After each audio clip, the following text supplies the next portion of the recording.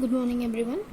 Start करते हैं हमारे नेक्स्ट लेक्चर पे, जो कि गोल्डबर्ग्स कॉन्जेक्चर पे बेस्ड है। ठीक है, तो गोल्डबर्ग कॉन्जेक्चर क्या होता है? कॉन्जेक्चर मीन्स क्या होता है? एक ऐसी चीज जो पहले से ही स्टेट कर दी गई हो पर उसका प्रूफ नहीं दिया हो। ठीक है, ये गेसिंग होती है किसी भी साइंटिस्ट की या फिर कोई ऐसे वर्कर की जो उस फील्ड में काम कर रहा है, ऐसे इंसान की। ठीक है, तो जैसे गोल्डबर्ग जो है वो उनका वर्क जो था वो नंबर थ्योरी पे था। नंबर थ्योरी यानी एक मैथ्स की फील्ड होती है, जैसे आप अलजेब्रा पढ़ते हो वैसे ही नंबर थ्योरी भी मैथ्स की फील्ड है जिसमें नंबर्स के ऊपर काम किया जाता है। तो गोल्डबर्ग्स जो है वो नंबर थ्योरी पे काम करते थे और उन्होंने दो स्टेटमेंट देके गए, दो कॉन्जेक्चर जो है वो देके गए हैं। ठीक है, तो उनका पहला कॉन्जेक्चर क्या था?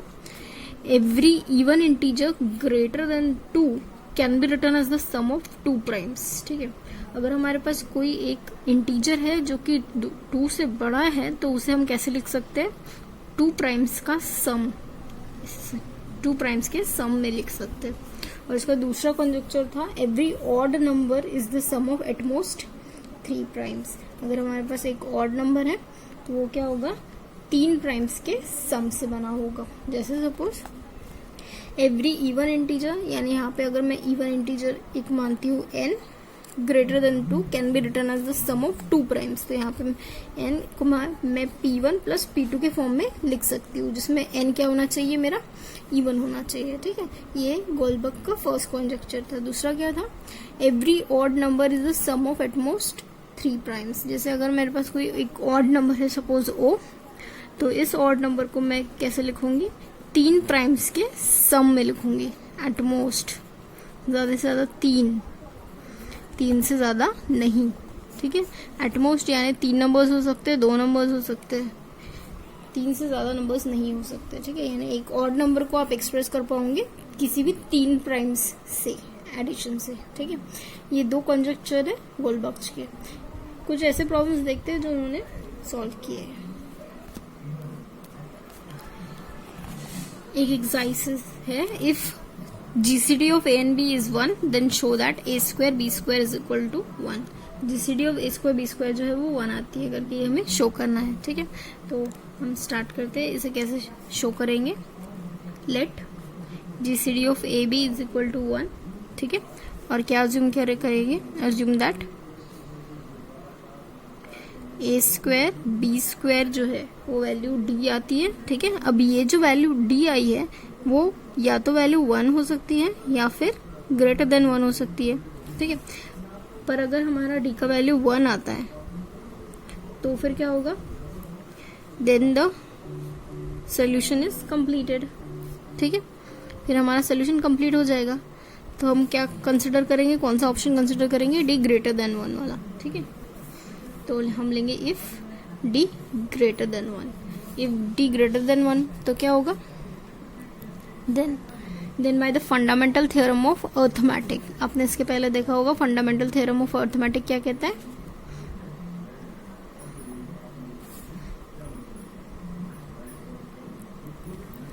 फंडामेंटल थ्योरम ऑफ अर्थमेटिक क्या कहता है कि अगर हमारे पास कोई जीसीडी है,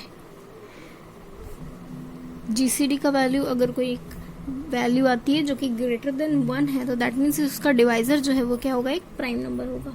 ठीक है, तो यानी अगर A square B square is equal to D अगर हम मानते हैं जिसमें डी ग्रेटर देन 1 है, then by the fundamental theorem D has a prime factorization, यानी डी का जो एक वैल्यू है वो प्राइम में हम उसको लिख पाएंगे। तो उस प्राइम को हम डिनोट करते हैं पी से। ठीक है, से पी, उस प्राइम को हमने p से डिनोट किया। ठीक है, ये p क्या है? d का प्राइम नंबर है। d जो है वो p से बना हुआ होगा। तो अब इस वैल्यू से हम क्या लिखेंगे? d divides a square as d is GCD of a and b and d divides b square. ठीक है, इस तरीके से लिखेंगे since a square b square is equal to क्या है? हमारे पास d है। ठीक है, तो यहाँ पे हम लोग d की जगह क्या लिख सकते हैं? p भी लिख सकते हैं, क्योंकि d जो है वो p से बना हुआ होगा। d डिवाइड्स b स्क्वायर आएगा। ठीक है, तो यहाँ पे ये स्क्वायर प्राइम नंबर जो है वो स्क्वायर को डिवाइड कर रहा है, दैट मीन्स कि प्राइम नंबर जो है वो ए को भी डिवाइड करेगा और प्राइम नंबर जो है यहाँ पे पी आएगा, प्राइम नंबर जो है वो बी को भी डिवाइड करेगा। ठीक है, तो यानी हम यहाँ से क्या कह सकते हैं, जब पी ए को भी डिवाइड कर रहा है और बी को डिवाइड कर रहा है, इसका मतलब पी जो है वो क्या कर रहा है, GCD of A and B को डिवाइड कर रहा है। ठीक है, तो इसके पहले हमने थ्योरम देखा था कि अगर हमारा प्राइम नंबर ए को डिवाइड करता है, प्राइम नंबर बी को डिवाइड करता है, तो यानी क्या अप्लाई करेगा, P divide GCD of A and B. ठीक है, तो यहाँ पे प्राइम नंबर क्या कर रहा है, हमको GCD of A and B कितना दिया हुआ है 1, तो वो हम यूज करेंगे a B is equal to 1। और इसके पहले आप लोगों ने थ्योरम पढ़ा है कि if A divide B then B must be greater than A, ऐसा थ्योरम आपने पढ़ा हुआ है आपकी यूनिट 1 में। दैट मीन्स कि यहाँ पे अगर जब वो पी डिवाइड कर रहा है 1 को, तो बी जो है वो यानी 1 जो है वो बड़ा होना चाहिए पी से, पर हमारा पी तो क्या है, पी प्राइम नंबर है ना, हमारा पी जो है वो ग्रेटर देन 1 है, इसलिए हम यहाँ पे क्या लिखेंगे, दिस इज एब्सर्ड, यानी ये सही नहीं है, गलत है, this is absurd as p is greater than 1, क्योंकि हमारा प्राइम नंबर पी जो है वो क्या है, ग्रेटर देन 1 है। तो इम्प्लाई क्या करेगा कि डी जो है वो ग्रेटर देन इक्वल टू 1 नहीं है। तो हमारे पास कौन सा देन ओनली ऑल्टरनेटिव, हमारे पास कौन सा ऑल्टरनेटिव रह जाता है कि डी जो है वो क्या है, 1 है। दैट इज कि ए स्क्वायर बी स्क्वायर जो है वो क्या आना चाहिए, वैल्यू 1 आनी चाहिए। ठीक है, यहाँ पे हमने 2-3 प्रूफ जो है उसका यूज करके ये एक्सरसाइज प्रूफ की है। ठीक है, थ्योरम देखते हैं। A composite number n has always a prime factor not exceeding under root n। ठीक है, थ्योरम क्या कहता है, अगर हमारे पास एक कंपोजिट नंबर है, कंपोजिट नंबर क्या होता है, मैंने बताया था इसके पहले, कंपोजिट नंबर किस फॉर्म में होता है, 2 नंबर्स के प्रोडक्ट के फॉर्म में होता है। Has always a prime factor not exceeding under root n, यानी अगर आपने सपोज अंडर रूट n का वैल्यू निकाला x, तो इसका जो प्राइम फैक्टर रहेगा, इस नंबर n का जो प्राइम फैक्टर रहेगा वो वैल्यू जो है वो x से छोटी होगी, ये कह रहा है। ठीक है, जैसे सपोज मैंने यहाँ पे नंबर लिया 10, ये क्या होगा, 5 2 ज़ा 10 होगा, और आपने रूट 10 निकाला, रूट 10 का वैल्यू निकाला सपोज, तो जैसे हमारे पास एक कंपोजिट नंबर है 10 को हमने लिखा 5 इंटू 2, तो अगर जब हम अंडर रूट 10 का वैल्यू निकालते हैं तो 3.1 समथिंग ये आता है। ठीक है, पर आप क्या देखोगे कि इस 10 के पास एक प्राइम फैक्टर है 2, जो कि क्या है 3.16 से छोटा है, यानी हमारे पास ये जो प्राइम नंबर 2 है वो क्या है, लेस देन अंडर रूट 10 है। ठीक है, ये वो थ्योरम कहने की कोशिश कर रहा है। ठीक है, हमारे पास 5 भी प्राइम है, पर एक ऐसा है जो कि उसके अंडर रूट n से छोटा है। ठीक है, तो स्टार्ट करते हैं इसका प्रूफ।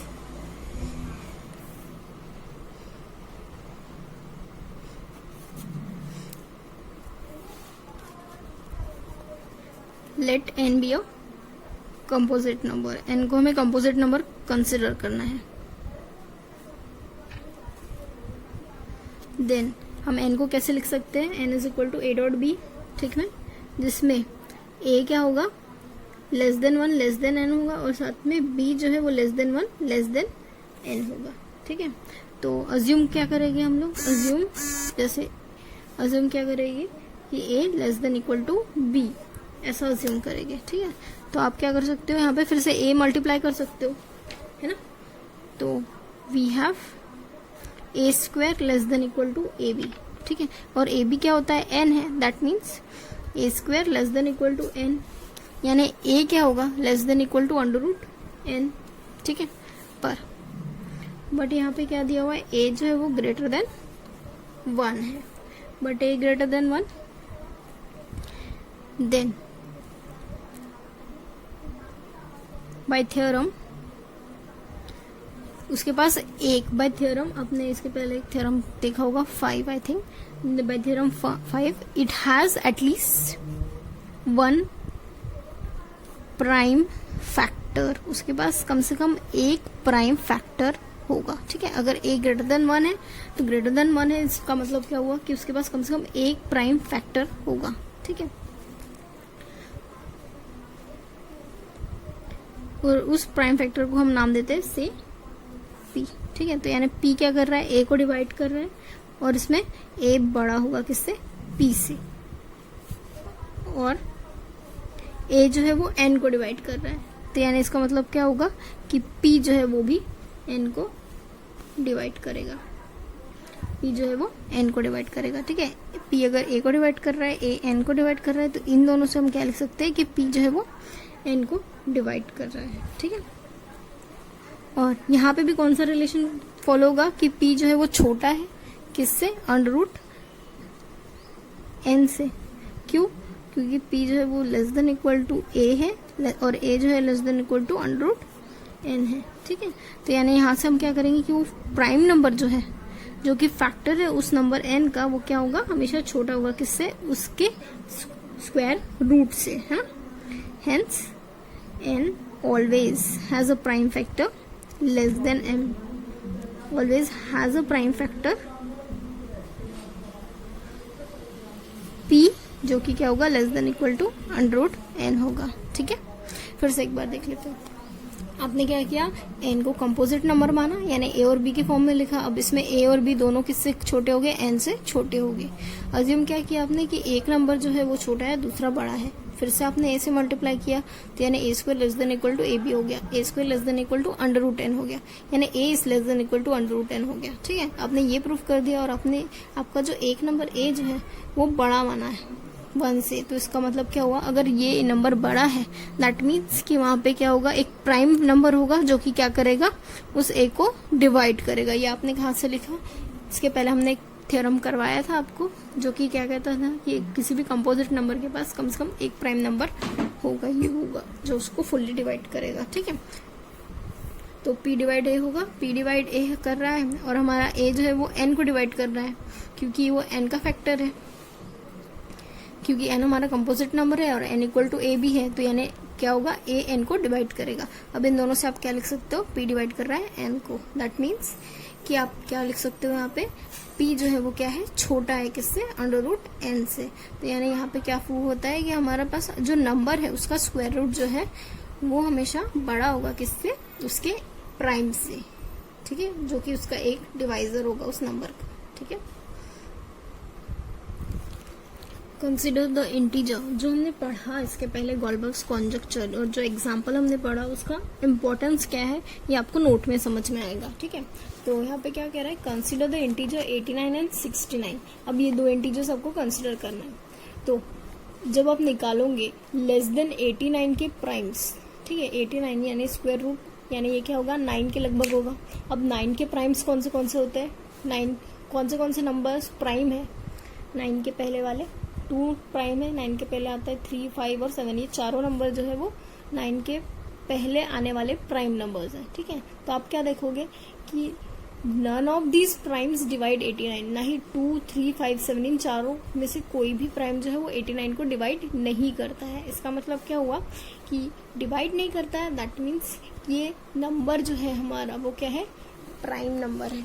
ये जो नंबर है वो क्या है, प्राइम नंबर। कौन सा नंबर, 89। ठीक है, तो आपने क्या देखा कि आपने अंडर रूट n निकाला जो कि 9 है, इसके प्राइम्स निकाले, और क्या देखे कि ये जो नंबर्स आए हुए प्राइम वो 89 को डिवाइड नहीं करता। इसका मतलब आप क्या कहोगे कि 89 क्या है, प्राइम नंबर है। ठीक है, अगर सपोज कोई एक नंबर उसको डिवाइड कर लिया होता 89 को कम्प्लीटली, तो हम क्या कहते हैं कि वो नंबर 89 को कम्प्लीटली डिवाइड कर लिया होता, तो हम क्या कहते हैं कि 89 जो है वो क्या है, कंपोजिट नंबर है। ठीक है, कंपोजिट नंबर मान लेते हैं। इसके पहले इसका पहला वाला एग्जांपल यही कहता था ना कि अगर जो स्क्वायर रूट वाला, अगर हम लोगों ने स्क्वायर रूट निकालते हैं और स्क्वायर रूट निकालने के बाद के अगर प्राइम्स आते हैं और प्राइम्स नंबर जो है वो डिवाइड करते हैं उस नंबर को, दैट मीन्स कि वो नंबर क्या है, कंपोजिट नंबर है।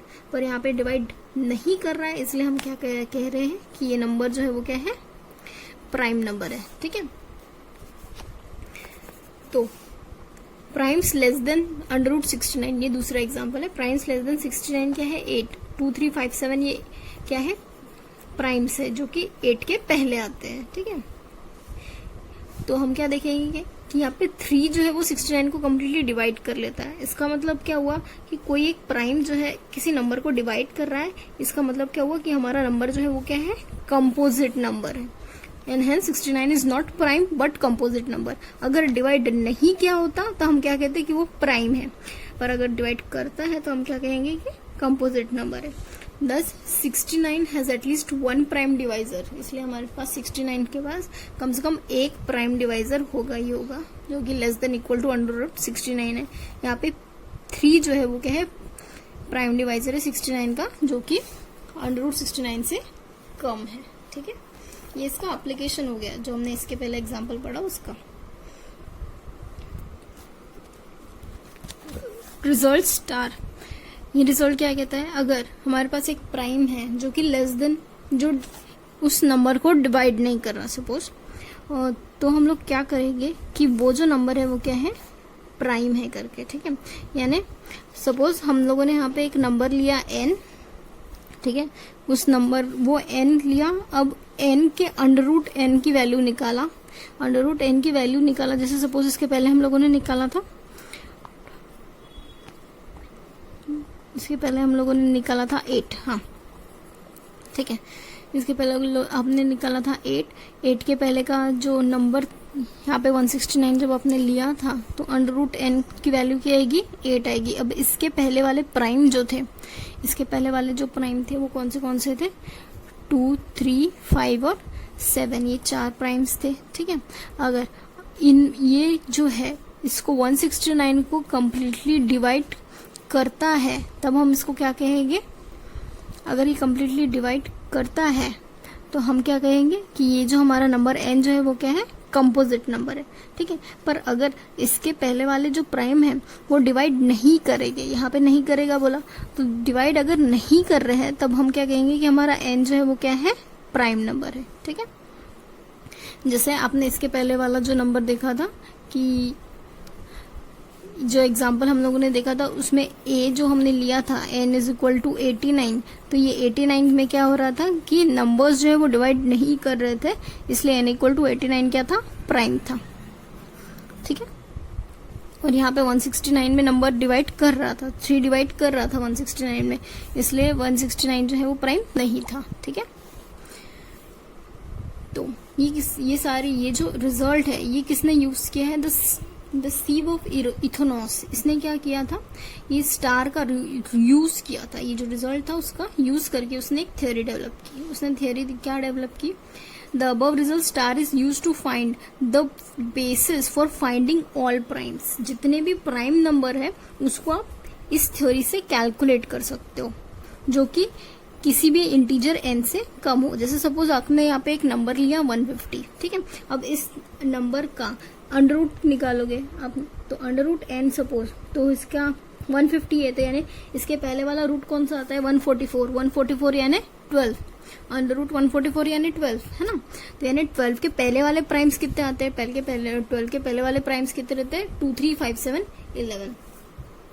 अब ये 12 के पहले आने वाले प्राइम्स है, तो आप क्या करोगे, आप सारे नंबर्स लिखोगे, कहाँ से कहाँ तक, 2 से लेके 150 के सारे नंबर्स लिखोगे, write all the numbers from 2 to 150, फिर उसके बाद क्या करोगे, then cross all the numbers which are multiple of 2, 3, 5, 7 and 11।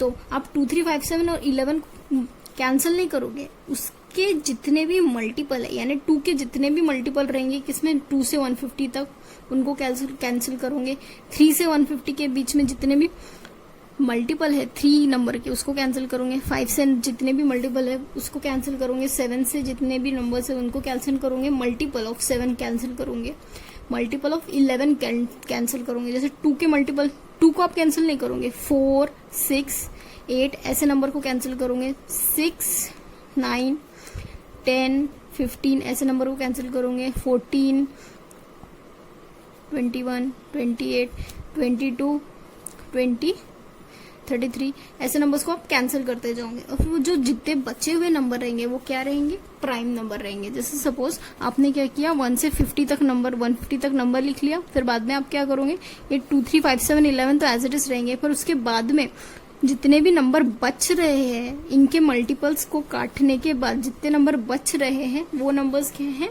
पूरे प्राइम नंबर है, जो कि क्या है 150 के पहले वाले प्राइम्स है। ठीक है, तो ये यूज किया गया था। तो यानी यहाँ पे स्टीव ऑफ इथरोस ने क्या किया था, आपको प्राइम नंबर लोकेट करने में मदद की थी, finding all primes less then a given integer n, यानी सारे प्राइम नंबर को लोकेट करने में उन्होंने हेल्प की थी। ठीक है,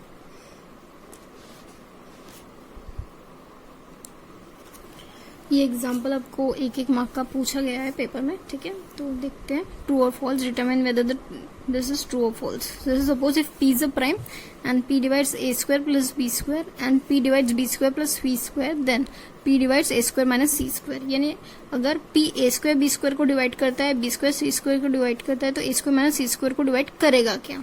ठीक है, तो सिंपल है कि आपने पढ़ा था कि अगर ये p एक नंबर को डिवाइड कर रहा है, p दूसरे नंबर को डिवाइड कर रहा है, दैट मीन्स कि उनके लीनियर कॉम्बिनेशन को भी डिवाइड करेगा। यानी आप क्या लिख सकते हो लीनियर कॉम्बिनेशन में, a स्क्वायर b स्क्वायर लिख रहे हो minus b square c square लिख रहे हो। ठीक है, लीनियर कॉम्बिनेशन आप क्या देखोगे यहाँ पे कि ये कैंसिल हो जा रहा है, क्या मिल रहा है आपको, p डिवाइड कर रहा है किसको, a square minus c square को। ठीक है, बहुत इजीली प्रूव हो जाता है ये। नेक्स्ट क्या है, if p is a prime, यानी ये क्या हो गया, ट्रू है। हाँ, if p is prime, if p is prime and p divides a square plus b square and p divides b square plus c square, then p divides a square plus c square. ठीक है, तो इसके लिए आपको क्या करना पड़ेगा, late यहाँ पे आप a की वैल्यू क्या रखो, 4 रखो, b की वैल्यू 7 रखो, c का वैल्यू 9 रखो। ठीक है, तो आप क्या देखोगे यहाँ पे, अगर सपोज आपने प्राइम यहाँ पे 5 ले लिया।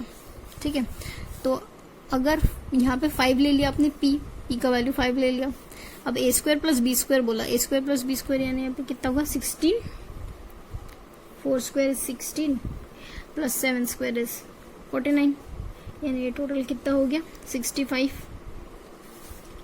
तो यहाँ पे आप क्या देख रहे हो कि ये तो कम्प्लीटली डिवाइड कर रहा है इससे। ठीक है, और साथ ही साथ अगर जब आप यहाँ पे p का वैल्यू 5 लिया तो 5 किसको डिवाइड कर रहा है, b square plus c square, यानी ये क्या हो गया 97, 49 प्लस 81 97 हो गया। अभी ये यहाँ पे डिवाइड नहीं कर रहा है, दैट मीन्स क्या हो रहा है, ये वैल्यू जो है वो क्या है, फॉल्स है। ठीक है, अब यहाँ पे करके देखोगे तो ये वैल्यू आपको फॉल्स मिलेगी।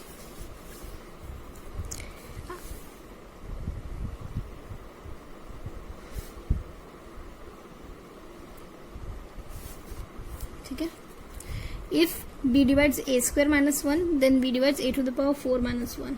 तो ये हम कैसे प्रूफ करेंगे, जैसे सपोज b डिवाइड कर रहा है a टू स्क्वायर माइनस 1, तो आप क्या कर सकते हो, a स्क्वायर माइनस 1 को फिर से डिवाइड कर सकते हो। जब वो एक को डिवाइड कर रहा है तो उनके मल्टीप्लीकेशन को भी डिवाइड करेगा, यानी ये क्या अप्लाई करेगा a to the power 4 minus 1, ये तो प्रूफ हो गया। ठीक है, आपको जस्ट लीनियर कॉम्बिनेशन लेना है। यहाँ पे a स्क्वायर प्लस 1 है तो a to the power 4 plus 1 को डिवाइड करेगा या नहीं। ठीक है, ये आपको देना है। तो ये वैल्यू डायरेक्टली फॉल्स नजर आ रही है हमें, लेकिन फिर भी हम a का वैल्यू 2 लेते हैं, करके देखेंगे ना। a का वैल्यू 2 लेते हैं तो आप क्या देखोगे, b का वैल्यू, p हमने 5 ले लिया। ठीक है, तो यहाँ पे जब हम 5 लेते हैं, b है ये, हाँ 5 क्या कर रहा है, डिवाइड कर रहा है किसको, a स्क्वायर प्लस 1 को। a स्क्वायर प्लस 1 यहाँ पे क्या आएगा, 5 आ जाएगा। 5 डिवाइड कर रहा है 5 को, पर जब आप 5 को डिवाइड करोगे किसे, 2 to the power 4 plus 1, 2 to the power 4 plus 1 कितना होता है, 16 प्लस 1 17। ठीक है, तो यानी 17 तो 5 को डिवाइड नहीं करेगा, दैट मीन्स कि ये वैल्यू क्या होगी, हम आपकी फॉल्स हो गई। ठीक है, जस्ट आपने a और b की वैल्यू पुट करके ये फाइंड आउट किया। a to the power 4 plus 1 को सेटिस्फाई नहीं करता है, इसलिए ये वैल्यू क्या होगी, फॉल्स होगी। Next, if A B is equal to A C, यानी यहाँ पे क्या बोल रहा है, GCD of A B is equal to GCD of A C. तो आपको नंबर्स असाइन करने पड़ेंगे, a का वैल्यू 2 लो, b का वैल्यू 4 लो। ये 1 मार्क के लिए पूछा जाता है, इसलिए इजी करवा रहे हैं। हाँ, अब यहाँ पे ये ए बी और ए सी जब आप निकालोगे जीसीडी ऑफ ए बी, इन दोनों का जीसीडी कितना है और बी सी का जीसीडी कितना है, ए सी का जीसीडी, ठीक है। तो यहाँ पे ए बी का जीसीडी 2 आ गया और ए सी का जीसीडी कितना आ गया 2, दोनों इक्वल है। पर आप जब एलसीएम निकालोगे ए बी का और ए सी का तो आप क्या पाओगे कि 2 और 4 का एलसीएम कितना हो गया 4 हो गया, और 4 और 6 का एलसीएम कितना हो गया 6 हो गया। तो ये दोनों तो इक्वल नहीं है, दैट मीन्स कि ये वैल्यू क्या है फॉल्स है, ठीक है। If p is prime and p divide a and p divides a square plus b square then p divides b, ठीक है। आपको ये प्रूफ करना है p डिवाइड b कर रहा है करके। अभी p प्राइम है और p डिवाइड कर रहा है a को, दैट मीन्स कि अगर p a को डिवाइड कर रहा है तो यानी p a स्क्वायर को भी डिवाइड करेगा। और हमें क्या दिया हुआ है कि p divides a square plus b square, that means आप क्या करोगे कि लीनियर कॉम्बिनेशन को भी डिवाइड कर रहा है कौन p, a square minus a square plus b square, यानी ये क्या होगा p डिवाइड कर रहा है किसको b स्क्वायर को, ठीक है। यानी क्या हो रहा है p डिवाइड कर रहा है b को, तो यानी क्या हो गया ट्रू हो गया, ठीक है। ये एक एक मार्क के लिए आता है, जस्ट आपको यही प्रूफ करना है कि लीनियर कॉम्बिनेशन जो है वो भी होल्ड होता है, और अगर नहीं होल्ड हो रहा है तो दैट मीन्स कि आपको वो वैल्यू फॉल्स लेनी है। नेक्स्ट थ्योरम है if pn is the nth prime number then pn is less than equal to 2 to the power n minus 1, ये आपको प्रूफ करना है, ठीक है। तो हम इसे कैसे प्रूफ करेंगे, pn जो है वो प्राइम है, तो हम कैसे प्रूफ करेंगे, मेथड ऑफ मैथमेटिकल इंडक्शन से प्रूफ करेंगे, ठीक है। तो लिखेंगे यहाँ पे we apply the method of mathematical induction.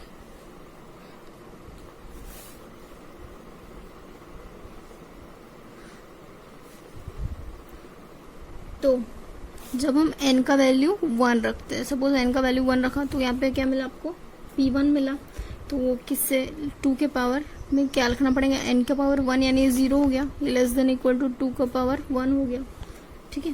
तो यानी यहाँ पे आपको p1 less than equal to 2 है ना।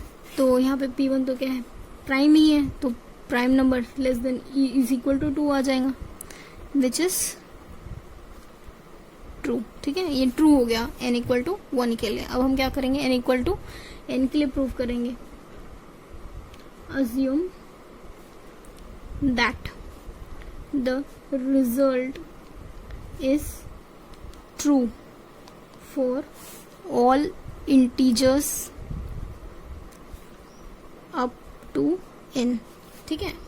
मैथमेटिकल इंडक्शन में क्या होता है, पहले आप n इक्वल टू 1 के लिए प्रूफ करते हो, फिर n इक्वल टू 1 के बाद आप क्या करते हो n इक्वल टू n तक जो है अज्यूम करते हो कि वो ट्रू है, फिर बाद में n equal to n plus 1 के लिए शो करते हो, ठीक है। तो आपने अज्यूम किया कि अप टू n ये फॉलो होता है हमारा रिजल्ट, दैट मीन्स कि क्या होगा कि p1 के लिए तो लेस देन इक्वल टू क्या आएगा 2 टू द पावर 0 आएगा, p2 के लिए क्या आएगा less than equal to 2 to the power n की जगह 2 रखो, वैल्यू क्या आएगी 1 3, तो यानी 2 टू द पावर यहाँ पे क्या आएगा 2, सो ऑन चलते जाएगा कहाँ तक pn, क्योंकि आपने अज्यूम किया n तक वैल्यू फॉलो हो रही है, हाँ ये इस तरीके से होगा pn तक। तो हम क्या करेंगे प्रोडक्ट लेंगे p1 से लेके pn का, तो यानी ये क्या होगा पहले 2 आ रहा है, फिर 2 का स्क्वायर आ रहा है, फिर 2 टू द पावर 2 का 2, इस तरीके से वैल्यू आ रही है 2 to the power n minus 1 तक ऐसी वैल्यू आ रही है, ठीक है। तो यानी आप यहाँ पे क्या देख सकते हो 2 बाहर निकल सकते हो, ये पूरे चीज़ों का सम है, किसका 2 का स्क्वायर का कहाँ तक 2 to the power n minus 1 तक सम है, ठीक है। और आपने एक ज्योमेट्रिक प्रोग्रेशन पढ़ा होगा कि अगर जब हमारे पास इस तरीके से टर्म्स होती है तो हम उसको ज्योमेट्रिक प्रोग्रेशन में अरेंज करते हैं, और उसका वैल्यू क्या होता है a to the power n minus 1 upon a minus 1 होता है, यानी ये क्या है ज्योमेट्रिक प्रोग्रेशन। इसका वैल्यू क्या होता है a to the power n, यानी आता होगा अगर हमारे पास a है a स्क्वायर है, कहाँ तक जा रहा है a n माइनस 1 तक जा रहा है, तो वैल्यू क्या होती है a to the power n minus 1 upon a minus 1, ये फॉर्मूला हमने यहाँ पे अप्लाई किया, ठीक है। तो यानी जब आप n+1 का वैल्यू लेते हो, ठीक है, अपने अगर p(n+1) का वैल्यू लिया, p(n+1) का वैल्यू लिया, तो वो वैल्यू क्या होगा, p1 से लेके pn तक +1 होगा, ठीक है। यानी आप मानते हो कि p1 से लेके pn का जो वैल्यू है +1, ये वैल्यू जो है वो बड़ा रहेगा किससे, p(n+1) से। ऑब्वियसली p(n+1) जो है वो छोटा रहेगा इनके इस वैल्यू से, ठीक है। तो ये वैल्यू आपने क्या निकाली, 2n-1 इतना निकाला आपने, +1 है, ठीक है। तो ये आपने लिख दिया 2n-1 प्लस, अब ये जो 1 है इसको आप फिर से लिख रहे हो 2n-1। इस तरीके से आपने लिखा, लेस देन इक्वल टू है तो इसलिए आप ऐसा लिख सकते हो, ठीक है। तो यानी आपने लिखा ये क्या होगा, 2 टाइम्स 2n-1, दैट मीन्स ये क्या हो जाएगा, less than equal to 2n और ये 2^-1, यानी +1 -1 कैंसिल हो गया, लेस देन इक्वल टू क्या होगा, 2n हो गया, है ना। तो यानी आपने ये वैल्यू लिख लिया 2n, ठीक है। यहाँ पे ये वैल्यू आपने कहाँ से लिखी, 1 is less than equal to 2n-1, ऐसा लिखा आपने, ठीक है। तो यानी हमने क्या देखा, p(n+1) जो है वो less than equal to 2n हो गया, ठीक है। तो आप क्या लिखोगे last line, hence the result is true. आपने क्या किया, रिजल्ट इज ट्रू किसके लिए, for n+1। Therefore by induction हम क्या कहेंगे, the theorem, by induction the theorem holds, ठीक है। मिलते हैं फिर नेक्स्ट लेक्चर में।